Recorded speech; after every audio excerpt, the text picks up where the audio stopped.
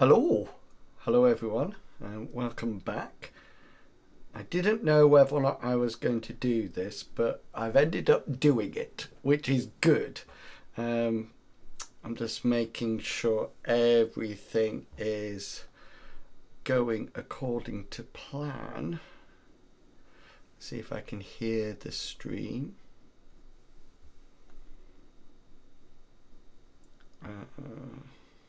It's loading in.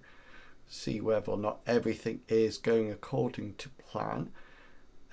Everything behind me should blank off after a while. That is the plan. Okay, let me just check whether or not I'm audible on the channel. Hang on. Check whether or not I'm...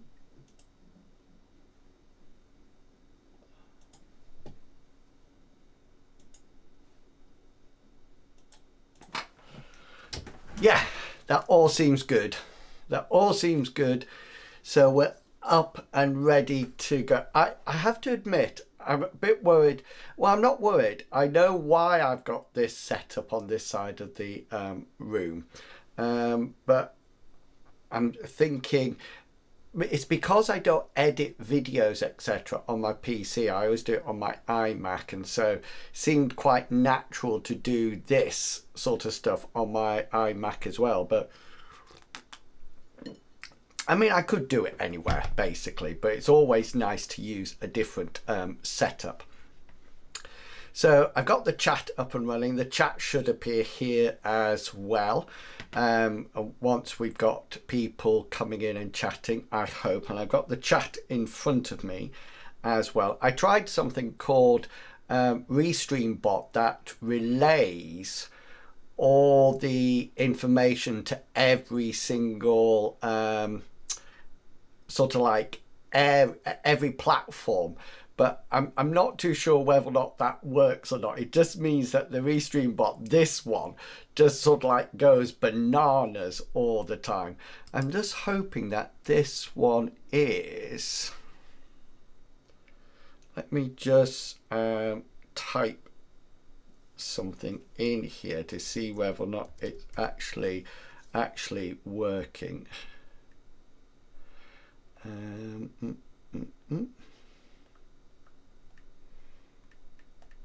Let's see whether or not that's coming in on Twitch. Oh, this is weird. We got double me coming in. Oh yeah, that seems to be working. That's working good then. So that's all working and everything should come up there. Yeah, YouTube is there as well, which is brilliant.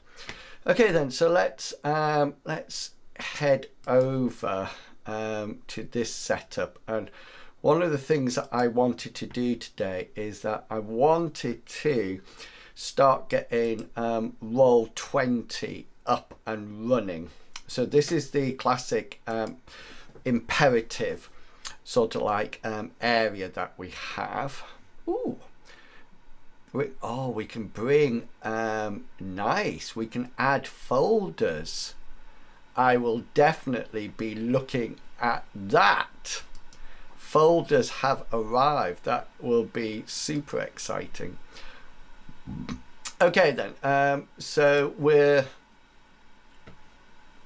we know that when the party come back here, there's going to be some people waiting for them, some followers, some bandits, and I thought it'd be a good idea to try and get some of that organized and done.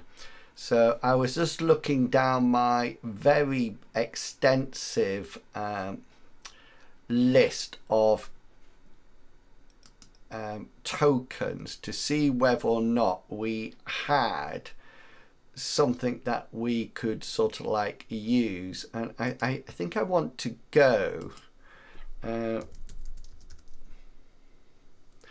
oh no, okay, so we have these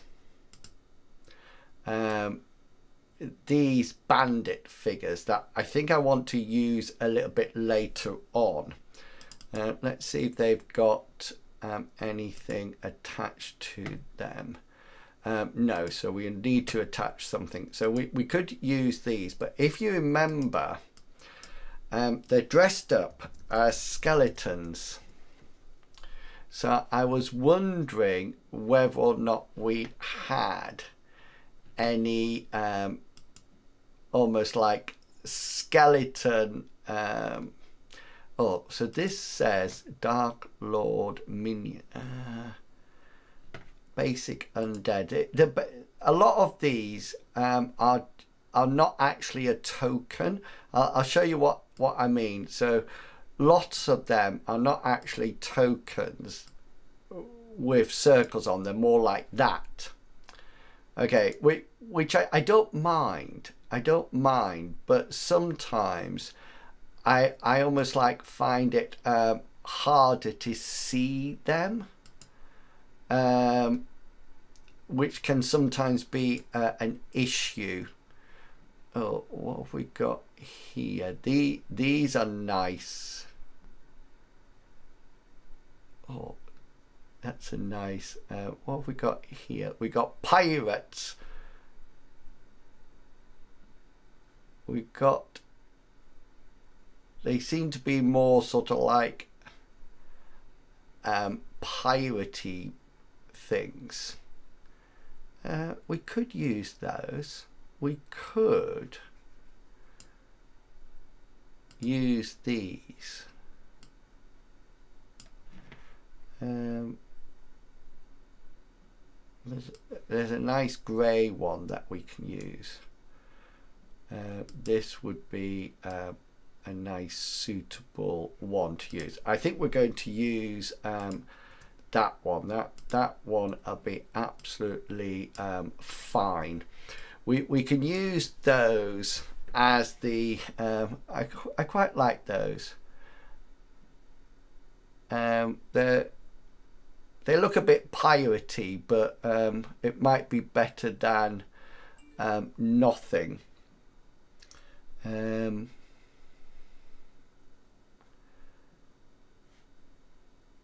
I think that's going to be the one I'm going to have. Unless, of course, I find something different in a minute. So what we actually do here is that I actually create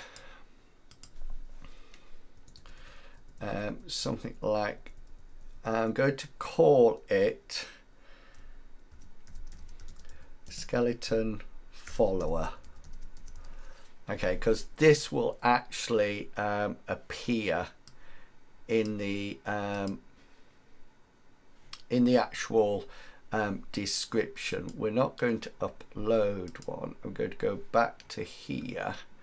I'm going to find that grey pirate, and I'm going to drag it onto there. That, and then I'm not going to do that, sorry. I'm going to use selected token. Oh, that's why it's that needs to be dropped there as well. Okay, so that's good. So now we have the sheet. So this is the sheet, and we need to sort of like decide what we're going to have on here.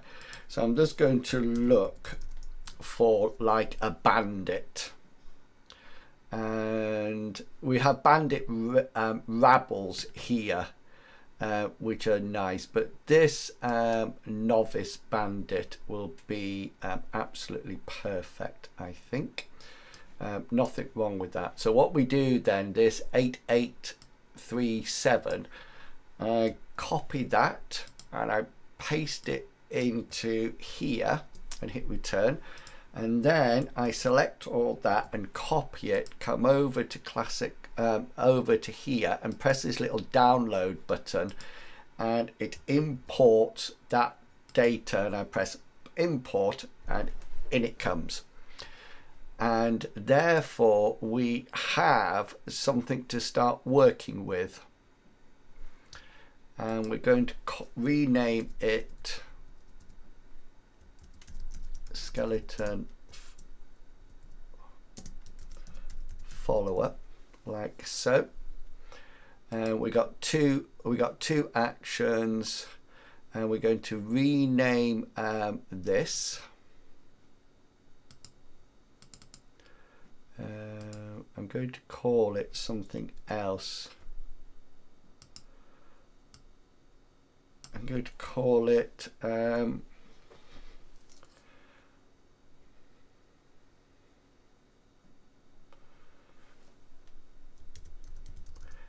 necro batching.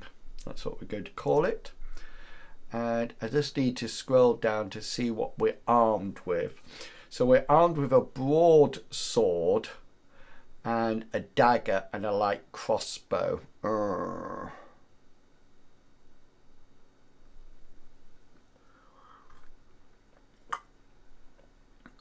think I'm going to change this broadsword to a short sword, mainly because I don't think it's a sort of weapon that they will have, which I know is a 1d6. Let's just grab Classic Fantasy and see what it says there. Welcome, Ray's Lord. How are you doing? Hope you're looking good and feeling fine this afternoon. I missed. Were you in the stream this afternoon? The cam is a bit laggy. Which one? Oh, just on in general, is it? Let me have a look. Oh, it is, isn't it? Let's just see. Blurking. No, I just wanted to make sure you were okay. That's why I was asking.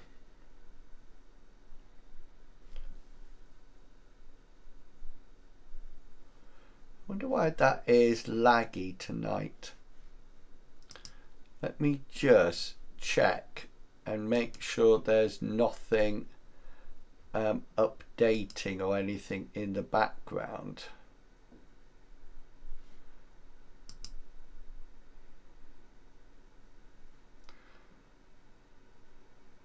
But you are right, it is a bit laggy, and it's not normally laggy. I wonder whether or not it's just a bit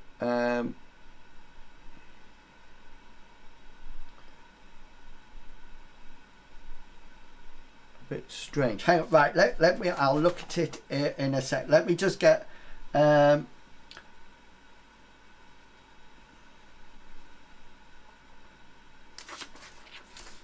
short sword 1d6, yeah. I wonder why it's laggy tonight. Let's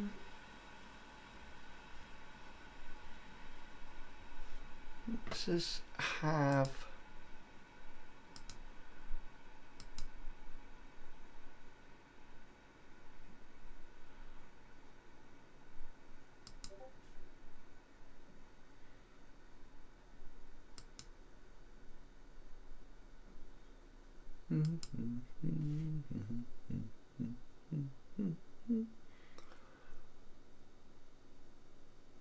I wonder whether or not it's just because there's so many things actually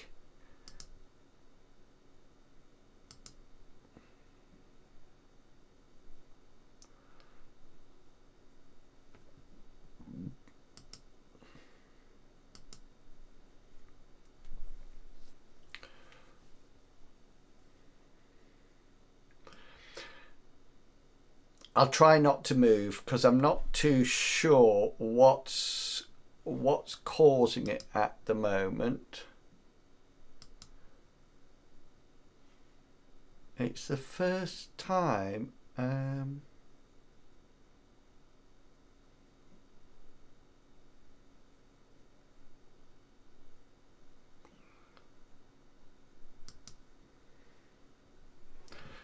Okay, we'll keep with it at the moment. I wonder if I just I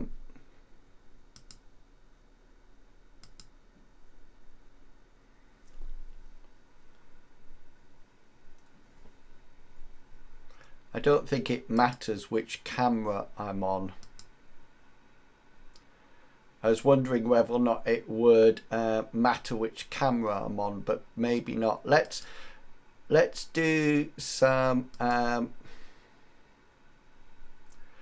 let's maybe try stopping a lot of the things that are moving and see whether or not that speeds it up. Or I think it might have been that thing below, you know. I think that might have been causing it some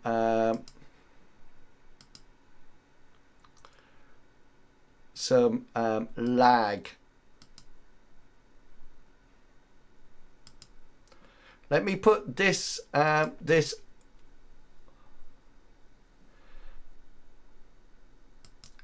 Okay, let's save processing power and try to remove as much of the motion as we possibly can, and then go like that. Let me know if that improves it at all.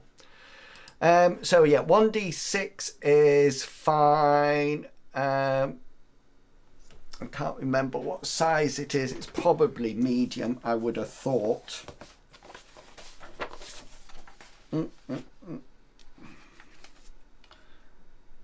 Medium, and then 6 and 8, and small reach. Okay. Small reach. We very rarely use reach. 6, and then this is 8. Like so. Okay, that seems good.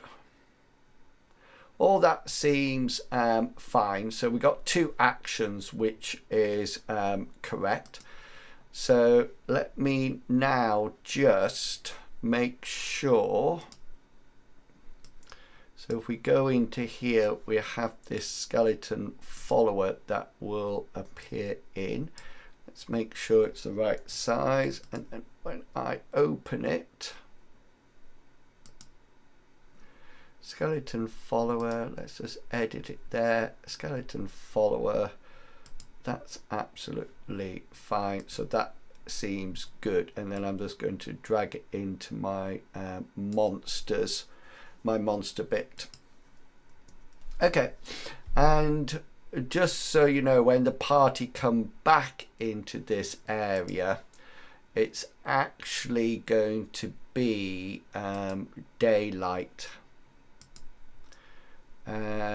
Daylight mode, so that's cool. That is on and ready. Okay then, so next up we need to make the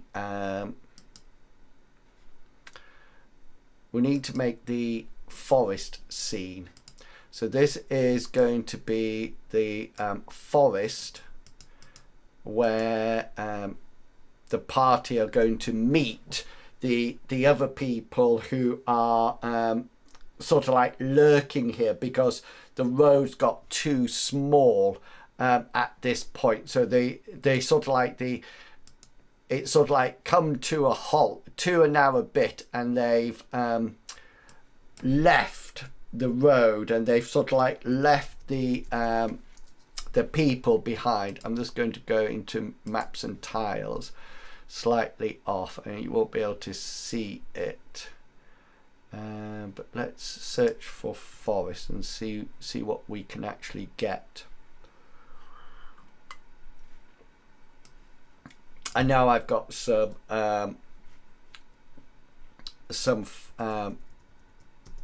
forest things. I know I have forest. Let's see what we've got.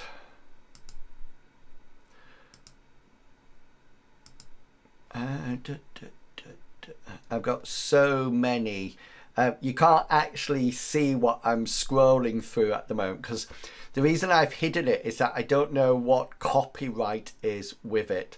Because I know I've bought them, so I have copyright, but I'm not too sure whether or not I can show them on stream. So I thought the best thing to do would be to hide them. Right, so we got here Quick Encounters, Great Wood. And I think that is what we're going to be using. And I need just to find one that I like the look of. Right, this one looks good. So let's just get it onto the actual, we might have to adjust it slightly. So that goes up there to the top, and then we come down here, stretch it out, and then this can go to the map layer. And Roll20 automatically colors the backgrounds this something in a similar way, if that makes sense. Right, the next thing I'm going to name this.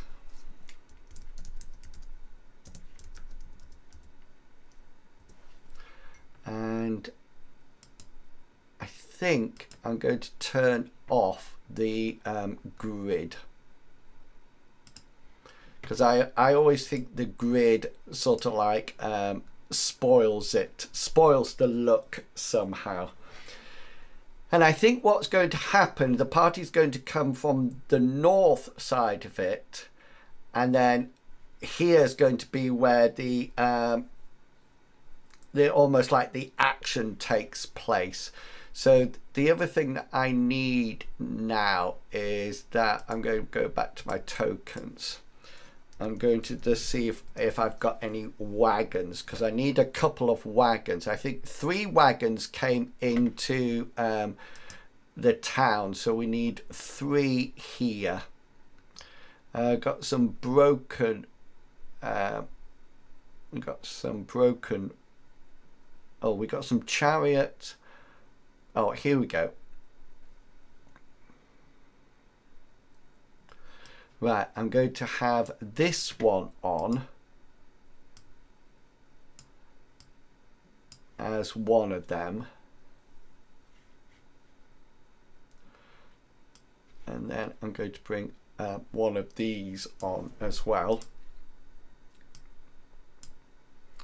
And then I'm going to copy and paste that and put the other one sort of like here.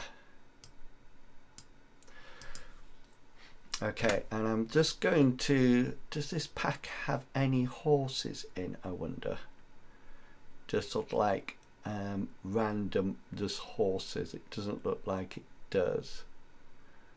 Okay then, so let's have a look if we've got some horses. I think we've actually got some tokens with horses in. That's a unicorn. We've got one with unicorns in, which is not good. That's not the best one. Oh look, here we've got some horses. Okay then, so that's one horse. I'll have another couple of horses that were on this wagon. They're just tied to that tree there. This one can just be here, and then we've got we'll have another one of these horses just here. Okay, so we've got some nice tokens now. Now the other thing that I need to check now is scale. So how long is this horse? 10 foot long. That seems maybe a little bit too big to me. Let's put the let's actually put the scale back on, because honestly I am so bad with distance. So each of these squares is like 5 foot. 5, 10, 15. That sounds about right. I think that sounds about right to me. 5, 10, 15, 20. And these horses are about 10 foot long. Roughly, maybe a little bit, they're a little bit too big, but we can bring them down slightly if we need to. Like that. This is when I normally go on, right. How long is a horse? I don't want a pregnant horse. 2.4 milliliters, 8 feet. Yeah. So these are roughly about right then, aren't they? Yeah, cool. Let's just shrink this one down like so. So these are all the sort of like the carts, etc. Now, the players are going to come in from this direction. This is where they're going to come in, and we're going to put them behind this tree. So they're actually, it's sort of like obvious where they actually are. And just to do that, I always have them really small down here. And hopefully these have all got their lighting requirements on. Do let me know how the whether or not the camera is still laggy or not. Thank you for letting me know about that. So here we are. So we'll just pop them all on their little bits here. That's good. And then, of course, we've got to put on some of these skeleton followers. Okay, and what I want to do is almost like I want to lure, but not as much. Thank you, Ray's Lord. Thank you. We'll risk it then. We'll risk it. Right, we're going to put these guys. So these guys are going to be here, sort of like tending the horses.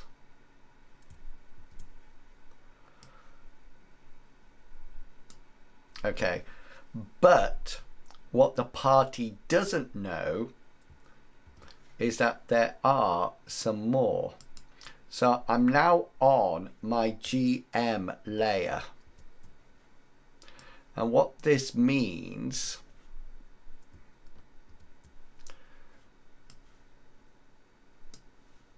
is that on the normal sort of like layer, I'll show you in a second.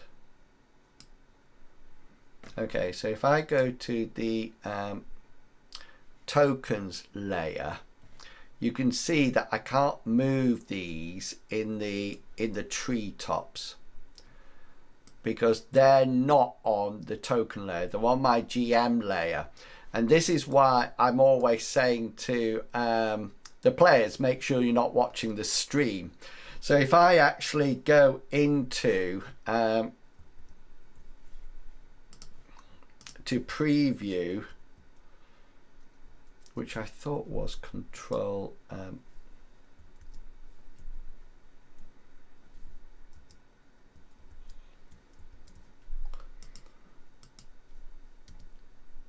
what's not working here? That works. Is it Shift L?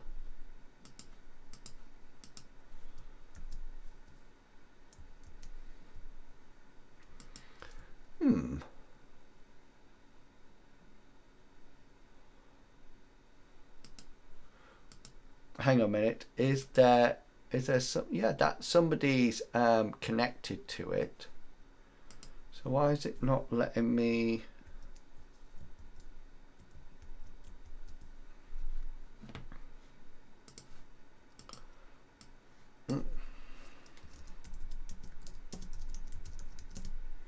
Preview as token. Command L. That's what I thought. That's what I'm doing. Select. Command L. Oh, I know, because it's because if it was dark, I would see it, but I don't see. You don't see anything on this layer in any case. Because it's actually on the GM layer. The other thing that happens is that if I actually roll for these characters, they will come up as blank. It won't actually come up in the turn order at all, which is nice. Okay then, so this is all right. This is all set up for that battle, and I'm happy about that. I mean, if they want to kill the horses, they can.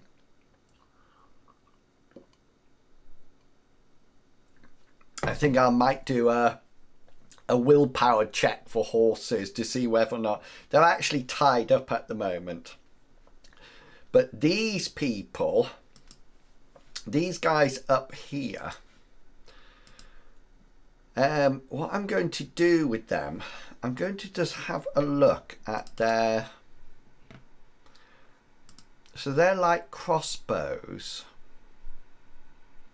have a range of 0 to 20 is close, 20, 100 and then 200. Okay then, let's have a look.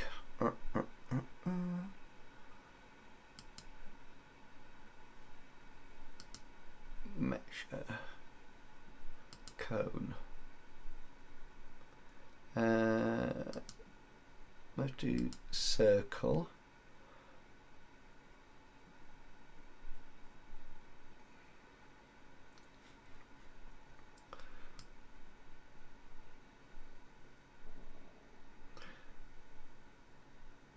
So that's their 20 foot. That's the 20 foot that they're in. And then you can see the 100 is going to be massive.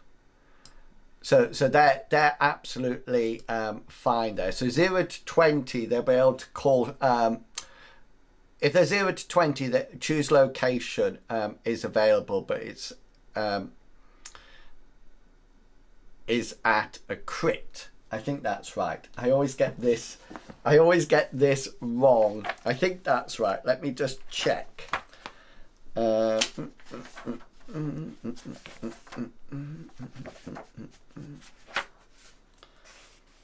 sure it's 0 to 20. Choose location is available, but it has to be like a crit. And then after that, it's not actually available. Let me just make sure that I've got it right in my head. Close range, the distance which choose location may be used as a non-critical special effect, provided that the target is stationary or unaware of the impending attack.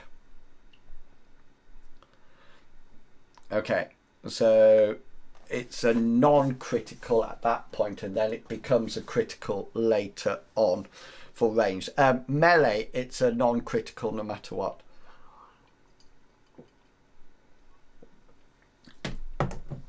Right, it is a bit laggy. I can see it in my little one. Not as bad as what it was though. Okay, so that's cool. That's all right with that then.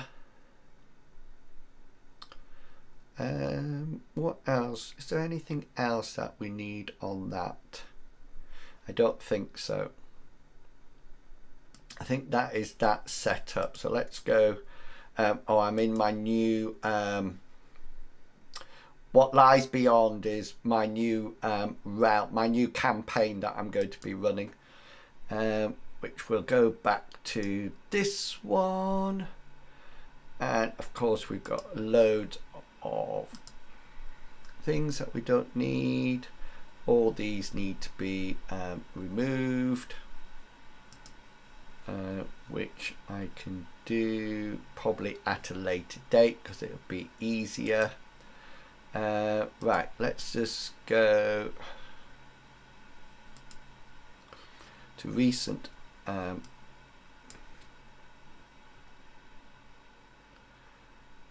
We've done that. Encounter with the necromancers. Oh no, 3. Here we go. This is what we're up to.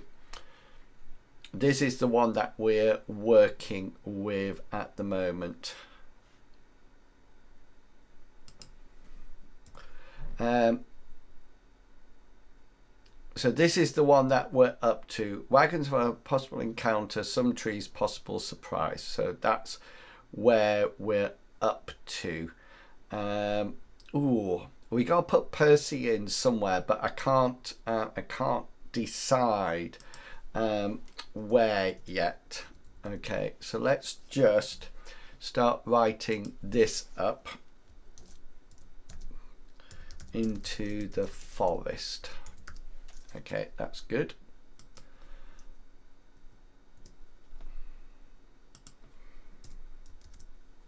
Oops. Then we need some peas. The route the wagons take is extremely obvious, and no tracking or survival skill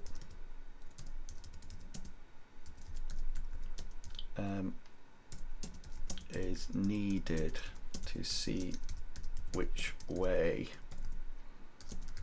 they go. However, if a skill is rolled and is successful,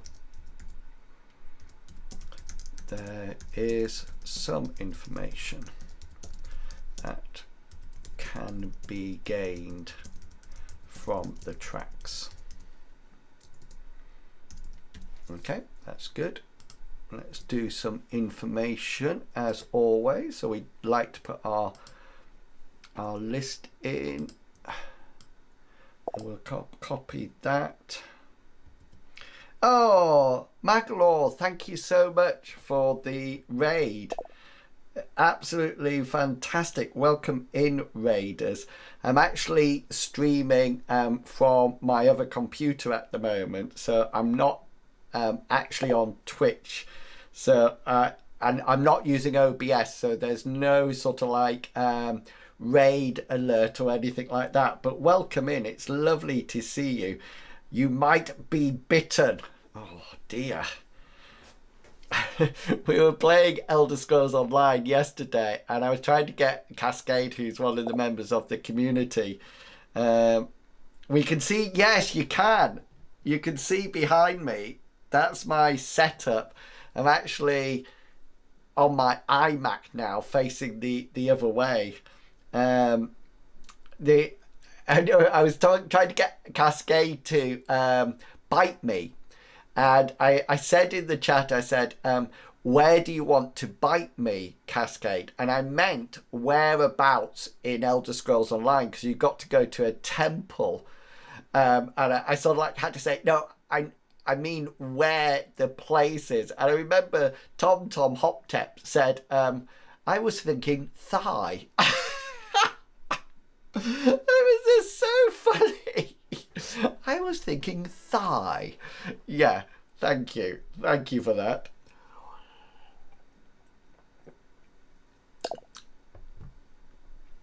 Yeah, so we're just doing some D&D. I don't know, do you play Dungeons and Dragons, Maglor?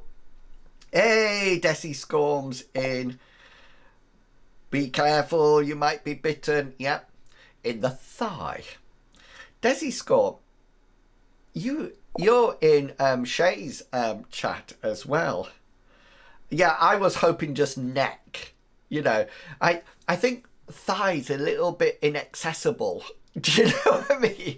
I mean, if you're wearing like a skirt or a kilt, then fair enough. But apart from that, it's a little bit inaccessible, do you not think? It's all like, sorry, could you just drop your pants for me, please?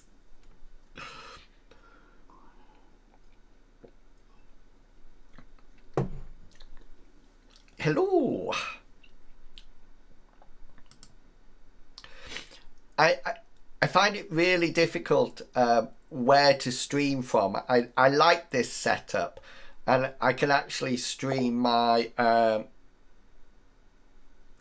I'm bad at having to read all the rules. Love the idea, but when I see a huge rule book, it kills any. Do you want to know, Maglaw? You need to find. So, for example, when we play. Okay, this is the honest truth. When we started to play, hardly anybody had the rules. The only person who had the rules was me. And I actually prefer that, not because I want to bamboozle people with rules, but I feel that the less you know about the rules, the more likely you are to play your character. Let me give you an example. Say somebody, you're running along a plank. If you know the rules, then you might say, can I make a successful athletics roll to go across? And I might say, yeah, that athletics roll is going to be hard. But if not, you'll just say, if you don't know about athletics roll, you'll just say, I'll run along the plank. And I'll say, okay, then make an athletics roll. And before you know it, you're doing it, if that makes sense. And so you can't, it's only by actually playing that you start to even up the pros and cons and what your character is good at and what your character is not good at. So yeah, I actually prefer people not to know the rules or become specialist in the rules. So Chugga always knew all the rules for spell casting because he played a sorcerer when he played in the campaign. That, yeah, it is. It's a much better way to play. And I think sometimes people get restricted by the rules. And I hate that. And Mr. Pickles is a really good example of this. Because he often says, I got a skill about law of monsters. Will I be able to find out any information about it? So we've never written down what law of monsters can actually provide him. Okay, it's almost like an ethereal skill that we don't know the ins and outs of it. But that actually makes it a better playing style. You know, because he can actually play it and we can change it how we want. Yeah, and sometimes it's character generation can be really difficult. And that's why when people start playing the adventure, we either make it up with everybody so we know what it's going to be like, or a lot of the time I provide a character for them to play so they get to know what they like about the game and the skills they like, and then they can make up their own as well. For me, I'm all about the narrative. I'm all about the story creation, co-creation. I'm not about the rules at all. And I fudge the rules left, right and centre just to keep the story moving and to allow the heroes, the players, the characters to be heroes. You know, that's essentially what we want to do. You know, that's essentially what we want to play. I don't play D&D 5th edition though. I have done in the past, and I did a campaign for Chugs and everybody and Matt for what was called Spelljammer, but I much prefer Mithras and all the settings. So classic fantasy is based on the Mithras game. So we have one set of rules that we can play a whole different setting. So we play Mithras fantasy, classic fantasy, which is a bit like D&D, but it's the same rules. We have M space, which is science fiction genre, but again, same rules. There's no difference in the rules. We have Destined, which is superheroes, and same rules. And then we have a new one coming on, which is a bit like a Call of Cthulhu game, same rules. So the group they only ever need to learn one set of rules, and that's it. A friend of mine is trying to get me a character like that with my input to try and play a World of Darkness campaign with. Yeah. And that was, oh yeah. Sometimes that happens. I'm always working like... So in our session, we play 2 adventures of one game, and then we switch to another campaign. So we had 2 M space science fiction. We're now doing 2 classic fantasy, which is basically fantasy set. Then we're going to play Mithras for 2 adventures. Then we're going to play the new game, and then we'll go back to Destined and play superheroes. So it's the same group, same rules, but there's different campaigns, and I love it. I really do love it. We have a fantastic group of players.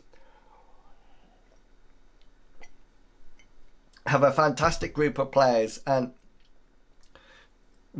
we all play well together, if that makes sense. There's no sort of like people who don't fit in, and they're all really, really good about playing their characters, which I love. You know, some of them will say, no, I'm not going to change that role because my character wouldn't want to, and things like that, which I absolutely love. Okay, so we're just to recap for everyone, we're coming up to this area in the adventure, and we just the party's traveling to this area, and that's what we're saying, that they could find some information from the tracks and the wagons, etc. So this is what they can find. So first things first, 3 wagons with 1 person walking, leading the horses. Leading the horse. The other thing I would say, Maglor, is, you know, sometimes you start playing with a DM and that DM is not right for you. You know, so there's certain people who, if they played my campaigns, would hate it. They would hate it. And it's almost like you need to find a GM or DM that you actually enjoy playing with in the game. And lots of people sort of like go from different people to see which person they like and enjoy playing with. With 1 person leading the horses.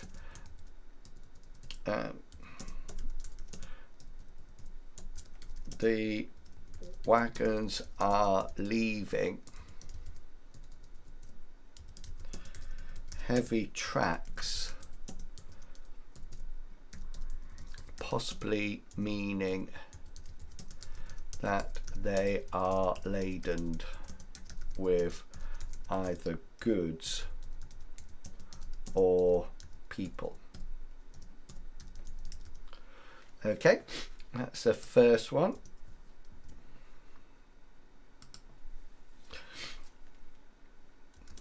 The lead wagon is bigger than the others, and the wheelbase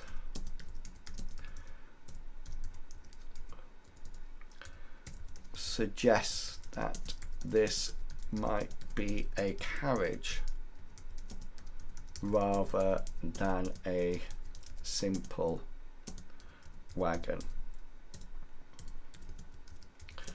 The tracks for this one are deep and quite wide. Okay, that's all right.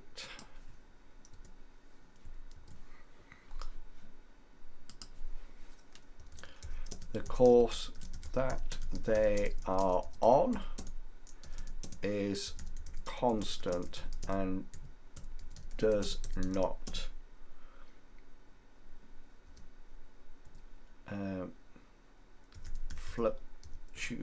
fluctuate much. There is no stopping to consider directions. Let's just put a D in there.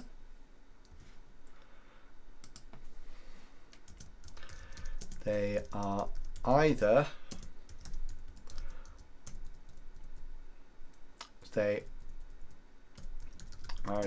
know the way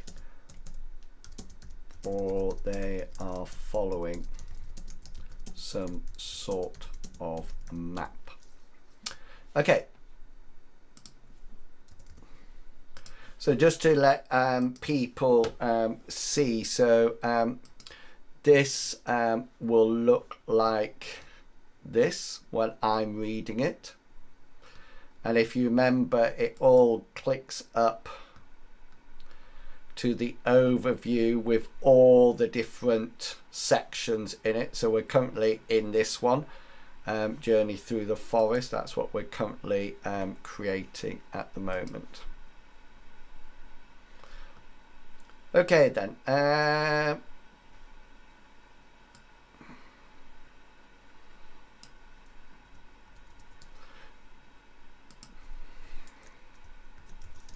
After about half a day's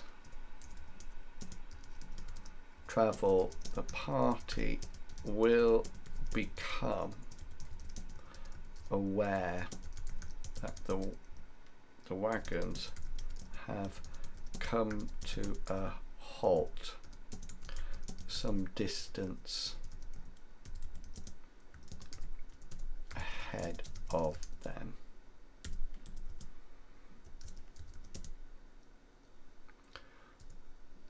The two open wagons still have goods in them, but the bigger black carriage is closed and they will not be able to see anything inside. It is okay, that's fine, we don't need to put anything in.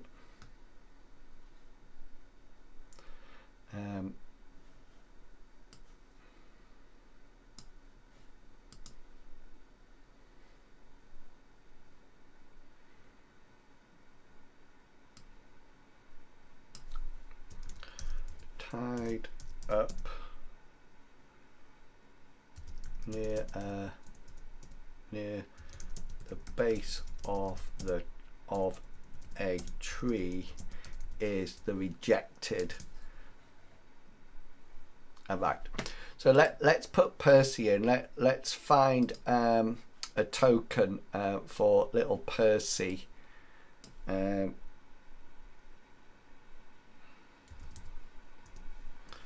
I'm just searching for man.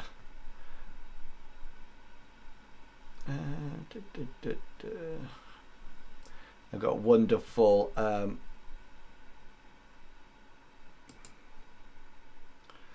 got some really nice critters and vermin. Oh, what are these? No, I don't want those. Lots of no, don't want those. Dungeon Master Essentials. We've got a Manticore. Pack of foes. No, that's not what we want. Oh, these are do. Let's find something suitable in this one. Don't want somebody with cybernetics.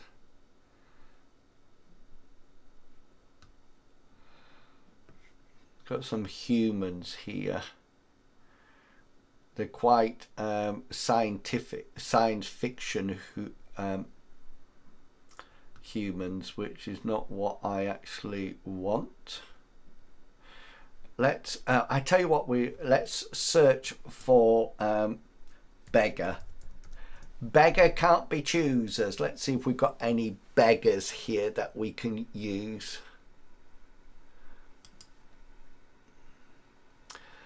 Nope. Let's put noble. Doesn't really matter what he looks like. I just want to make sure that I have a oh, here's some town folks.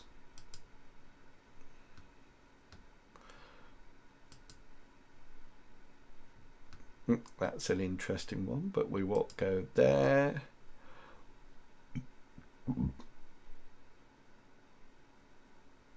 Nobles and guards. This should be fun.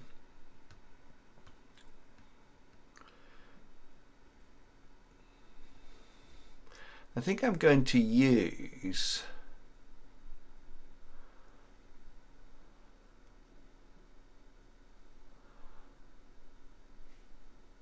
so let me see if there's any. I think I'm going to use this nobleman here, like so. We're just going to put him. Oh, he needs to be on the token layer. Hey Willie Gnome, how you doing? Hope you're looking good and feeling fine. We're going to turn him round and we're going to move him here, and he's going to be tied up by that tree. Oh,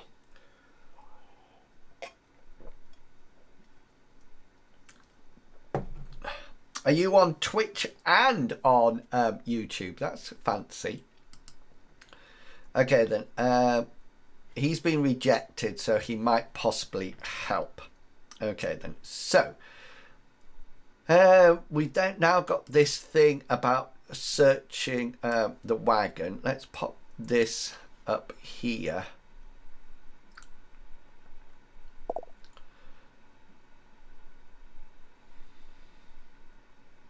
It's orange juice.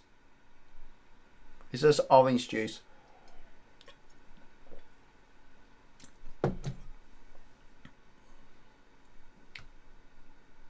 Right.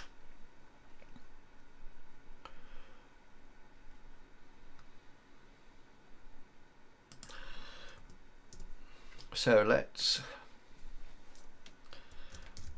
There are some skeleton followers who are guarding the horses,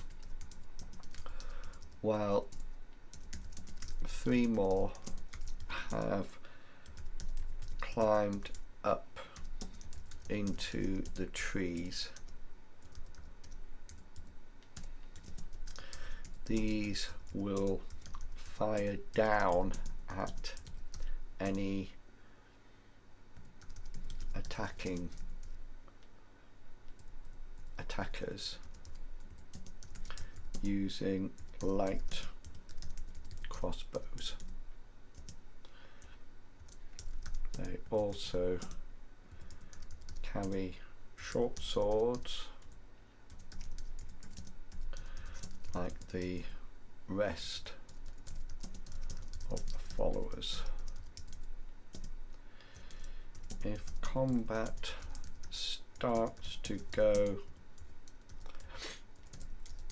against the followers, then the tree dwellers will attempt to climb down and head off in the direction that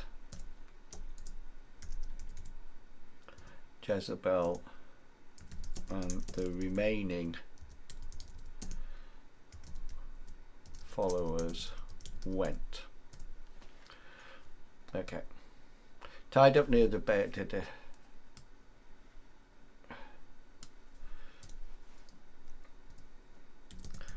He has disappointed his mistress, but she likes how he operates and decided not to kill him straight away.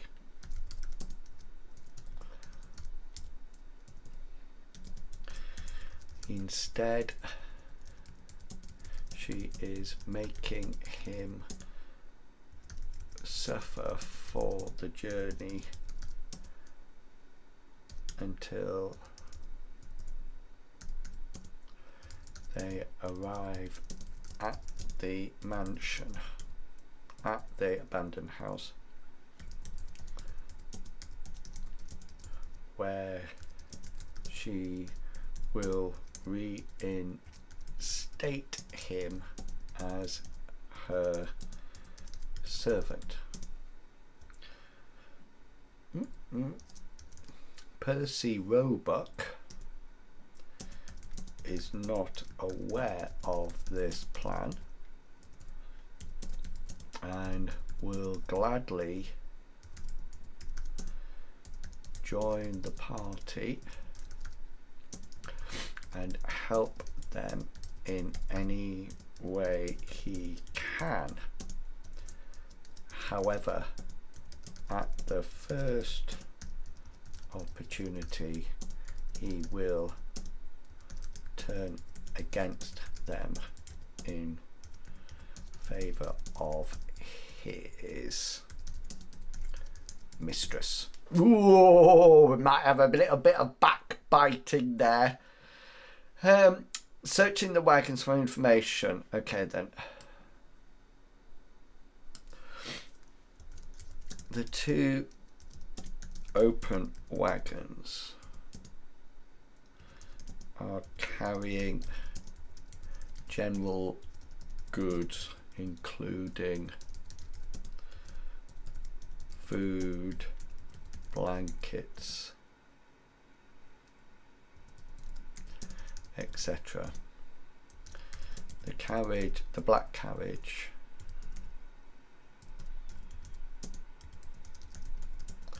is locked.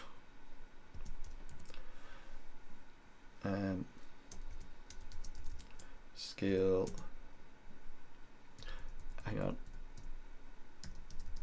opposed skill roll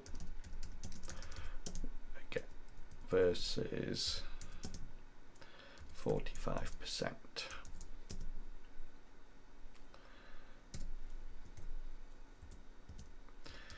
If the lock is not picked, will all players be able to read those, or are they for you to read out during? Yeah, so nobody can read these at all apart from me. I'm the only person who can see them.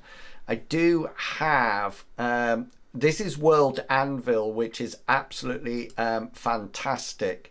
And if I show you just briefly, if I go to one of my other campaigns, so this where we're going now is the Mithras campaign that has a huge amount of information on it. Then if I say look at spirits, this article here, which is all about spirits in the spirits world, it automatically saves. So I hope. So it's interesting. Oh, you can see it on so can you see up? No, you won't be able to see it there because that's behind. But if I click here, let me go back again. so hopefully you can see here that various people can see the notes. So the Odes players are all the players. So this is an article about the spirit deities of Odes. So the players can see that.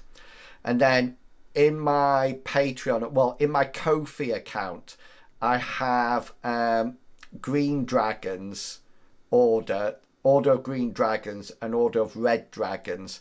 So green dragons and red dragons can see this description, but red dragons can also see all my notes afterwards. So when we go back to the notes, so we go to this article, what will be able, if the red supporters who donate certain amount of money can actually see my adventure notes afterwards, and they can copy or use them whatever they would like to do. Yes, it is. It's really handy to get that hierarchy as well. It also means that, say for example, I need to in combat in Mithras, you have things called combat specials. So if I hit somebody and the other person doesn't parry, I can try to disarm them, I can compel them to surrender, I can bleed them, I can impale them, I can trip them, I can blind them. And these specials, what I did early on in the campaign is wrote them all out and shared them with the party, but they were hidden because that's actually the rules, but my players needed to see them, but not everybody can. There's also so many excellent things that you could do. You also have a notebook that you can jot things down in as well. It's such a good system. I love it. I mean, I pay for it. It's not free. There is a free version, but I actually pay for it. And it's really important. I love it. If I also give you a bit of an example here, how I use it as well. So this is what I see. But if I go back to the opening, this one, can you see this bit I've written out? I'll actually read that to the party. So I've already crafted that and written it, and then these are all the this is all the information. So I actually have this open on another screen all the time, you know, in preparation. The other thing that it does, I wonder if I can show you here. So can you see here Jezebel Candlewick in this can you see these links here? Well, if I view this through the forest, it will actually link to the people.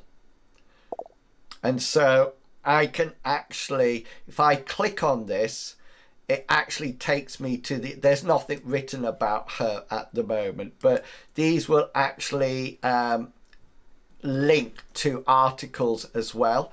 So all the articles are linked within articles, if that makes sense. And then for pictures like this, I actually use Adobe Firefly, which is AI. So I actually ask it to create something for me.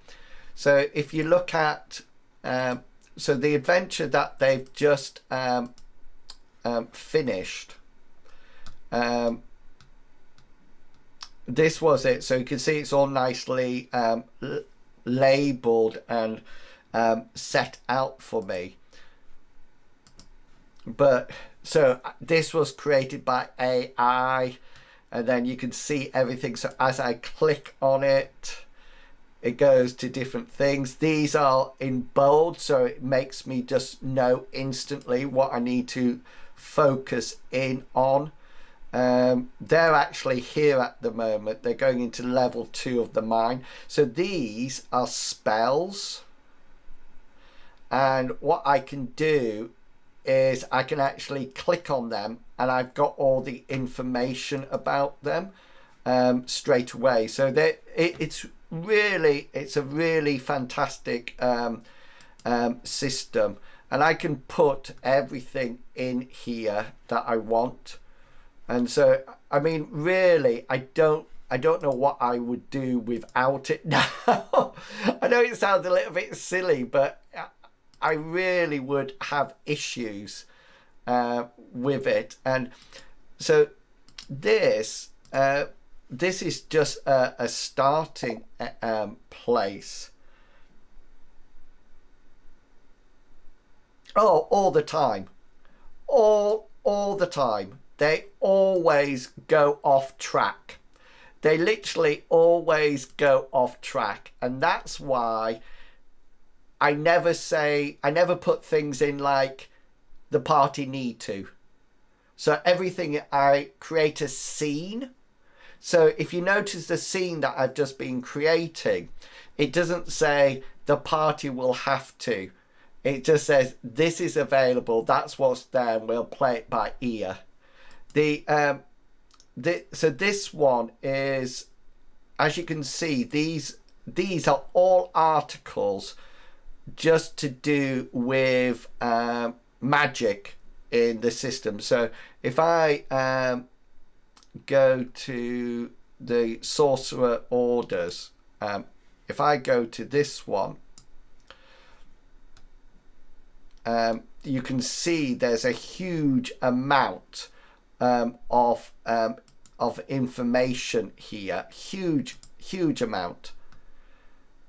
You know, that is all available to look. I mean, honestly, if I ever lost this, I would be crying somewhere. So if I come here and click on, just to show you the level of detail that is there. So these are the sorcerers organization. So this is what this thing looks like. This is a video about sorcerers. These are all the different ranks, but then each of these have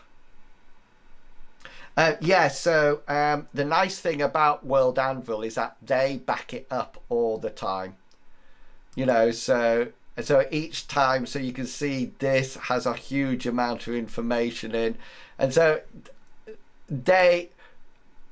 I think it's a really interesting setup, because I think I own it, but they do so much with it. And I have to say, this is used a lot for people who want to create novels and create a novel and create a world. And I think I'm quite unique that I'm using it as a D&D or an RPG adventure. So, but there's such a lot of information here. I did have it in books, and then I had it online, and then I used a piece of software called Campaign Story or something, and that was brilliant, but it wouldn't work on my Mac. So this is web-based. So no matter where I go, I can call it up, you know, and work with it. It even has things like to-do lists and things like that in it. So there's so much that I can actually. So here, they can lock pick it. If the lock is not picked, the door can be forced with a broad check versus 30%.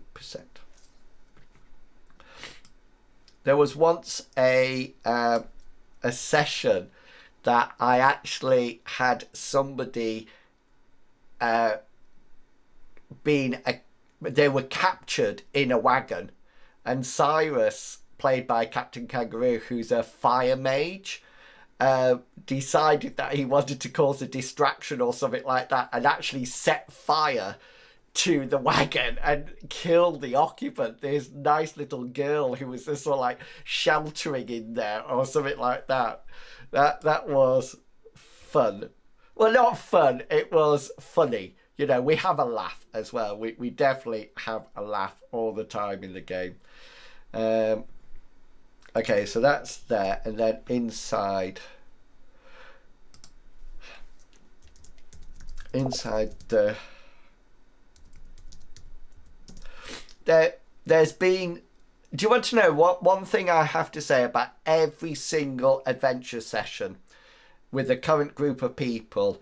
I have laughed so much in every single session.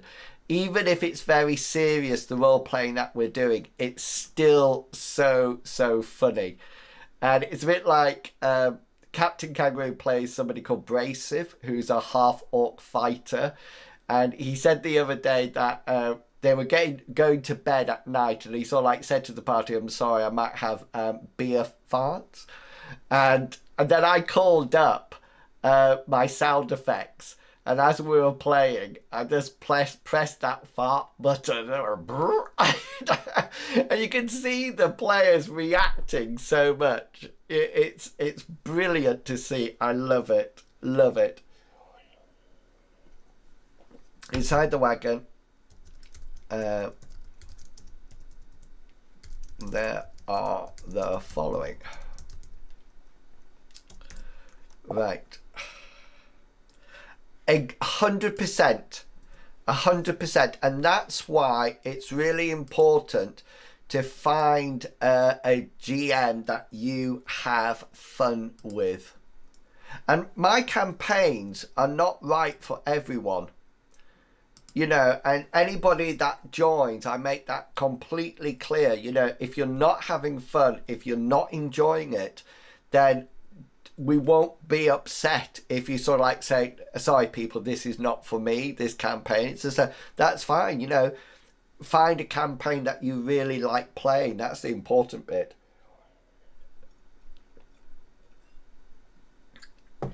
The other major thing I keep in my head, some GMs and DMs have this misconception that they say, this is my world and I'm letting you play in it. And that's completely and utterly incorrect. You know, you co-create a campaign and the world evolves with the players. It's not, this is my world and you are coming to play in it. It's, this is our world and we're creating it as we go along, which I think is ultra important. Right, they're inside the wagon. Okay, I'm going to quickly jot these down because I'm not going to have time to pad them out today. Black book about Jezebel's father and family.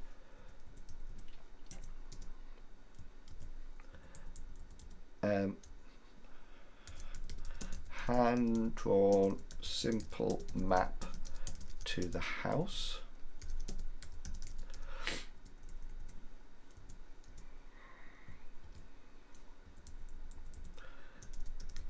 Several preserved animals and insects in glass vials or jars were put.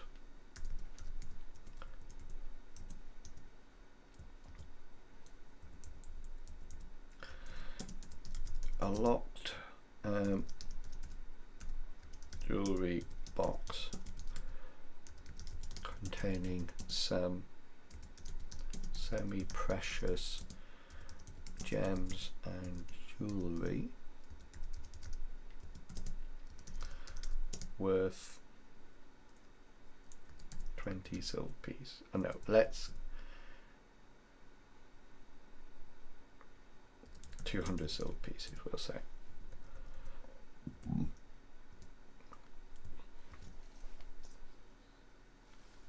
The thing is, I'm quite naive, so they have a lot of fun winding me up as well, which is so funny. Anything else that we need?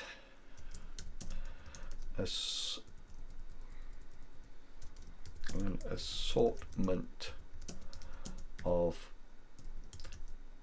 animal and possibly human bones.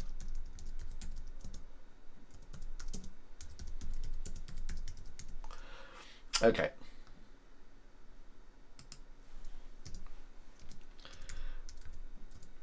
This scene will end when the party head off further into the forest to locate the abandoned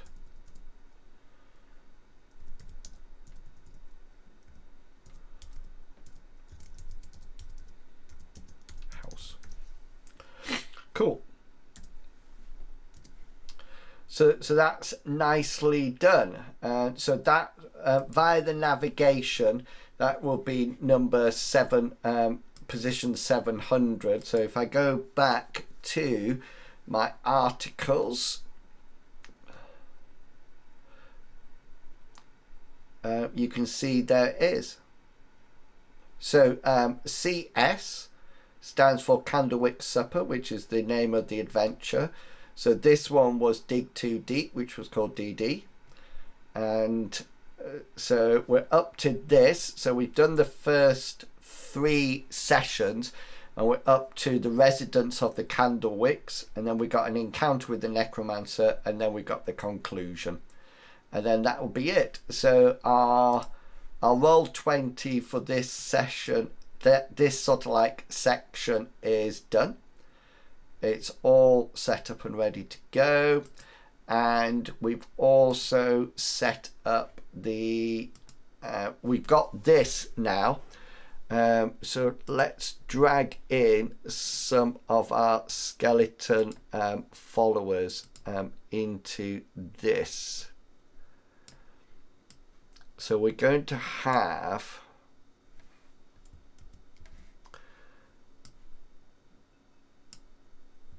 three of them at the bar, and we're going to have another one in this room,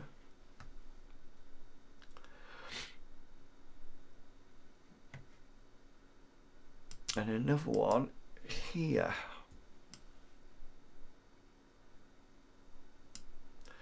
Who can come out there as well, and we'll probably have one in the kitchen as well. So just to let you know, I'm probably quite flexible. So if I find that these 3 kill the party nearly, I'll just not have the others appear, and that'll be it. But one thing I am going to do with all of these is that I'm going to move them to my GM layer. And that goes back to ensuring that everybody's having fun. You know, nobody wants to go through the adventure and find that the character dies. And the other thing that I'm not a great believer in, some people might say, oh, if they do something stupid, they deserve to die. No, I think they're learning. Everybody's always learning about what their character can do, and so it's much more of a flexible approach. Okay, so that's brilliant. We've got lots done tonight. I'm really pleased with what we've got done. Thank you so much for coming along and supporting the session tonight. We will be playing. We normally stream on a Saturday night at 7 o'clock GMT time, Greenwich Mean Time now. Our clocks went back this morning. for an hour. So yeah, if you ever feel like coming along and joining us, then please do come along and say hi. It'd be lovely to see you all. Thank you, Maglo. I hope you've enjoyed it. And Ko-fi Bot, put the link there. You can go there and follow for free. You don't have to pay anything to follow there, and that's where all my GM and RPG stuff goes. All my videos and shorts, etc. So if you want to follow along from there, you can do. Everything gets posted up onto there. Okay, people, I'm going to head off into the night and get a bath and bed, I think, and then get ready for producing content tomorrow. Thank you once again for coming along and supporting the stream. I really do appreciate it. It's always fantastic to have you here, and I'll see you all next time. Until then, stay safe and healthy, and I'll catch you all later. See you. Bye. Bye bye.